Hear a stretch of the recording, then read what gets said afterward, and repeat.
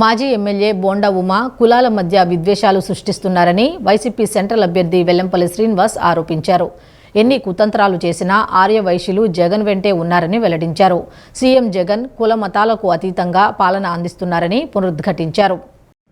ఎన్టీఆర్ జిల్లా వైఎస్ఆర్సీపీ అధ్యక్షులు, వైఎస్ఆర్సీపీ సెంట్రల్ నియోజకవర్గ వైఎస్ఆర్సీపీ అభ్యర్థి వెల్లంపల్లి శ్రీనివాసరావు నియోజకవర్గంలో స్థానిక 32వ డివిజన్, అయోధ్యనగర్, రామలింగేశ్వరపేట ప్రాంతాలలో స్థానిక డివిజన్ కోఆప్షన్ సభ్యురాలు గుండె సుభాషిణి, డివిజన్ ఇన్ఛార్జి గుండె సుందరపాల్తో కలిసి పర్యటించారు.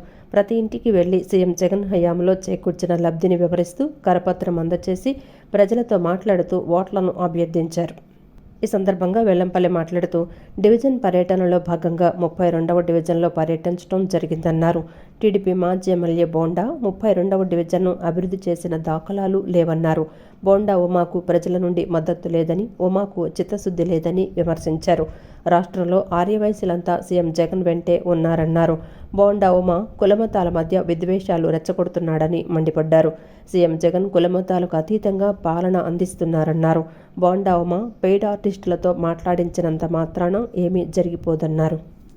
మళ్ళీ తప్పకుండా మేము జగన్మోహన్ రెడ్డి గారు ఓటేస్తామని చెప్పడం చాలా సంతోషంగా ఉంది. ఎందుకంటే 2014 నుంచి 19 వరకు కనీసం ఇక్కడ బోండోమ అనే వ్యక్తి, అదే మైసూర్ బోండం అని చెప్తాం కదా, అనే వ్యక్తి ఎప్పుడు కూడా కనీసం తొంగి చూసిన పరిస్థితి లేదు, ఒక్క రోడ్డు వేసిన పరిస్థితి లేదు.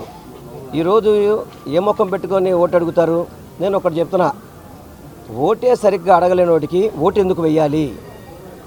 ఏ ఇంటికైనా వెళ్ళి ఓటు అభ్యర్థిస్తున్నాడా? అడుగుతున్నాడా?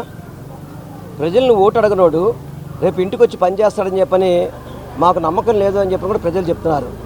అటువంటి వ్యక్తుల్ని పొరపాటును కూడా మేము ఎన్నుకోమని చెప్పని ప్రజలందరూ కూడా చెప్తున్నారు.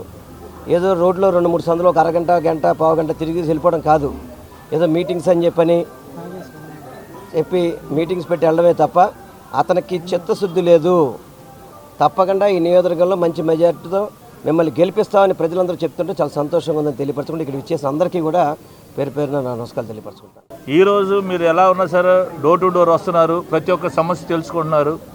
అలాగే రోడ్ల అభివృద్ధిలో కూడా ఈ రోజున 32వ డివిజన్ తెలుగుదేశం కార్పొరేటర్ ఉన్నప్పటికి కూడా కులాలు, మతాలు, పార్టీలు, రంగులు చూడకుండా ఈరోజు వైఎస్ జగన్మోహన్ రెడ్డి గారు అందరూ ఒకటే ఆయన ఉద్దేశంతోనే సంక్షేమమే ఒక కన్నుగా, అలాగే అభివృద్ధి రెండో కన్నుగా భావించి ఈ రోజున మా డివిజన్ అభివృద్ధి ఎంత బాగా జరిగిందంటే అందరూ ఓర్చుకోలేక నానా మాటలు అంటున్నారు. ఈ రోజున 17 కోట్లతో ఈ రోజు 32వ డివిజన్ అభివృద్ధి చెందిందంటే ప్రతి ఒక్క రోడ్డు కానీ కాలువ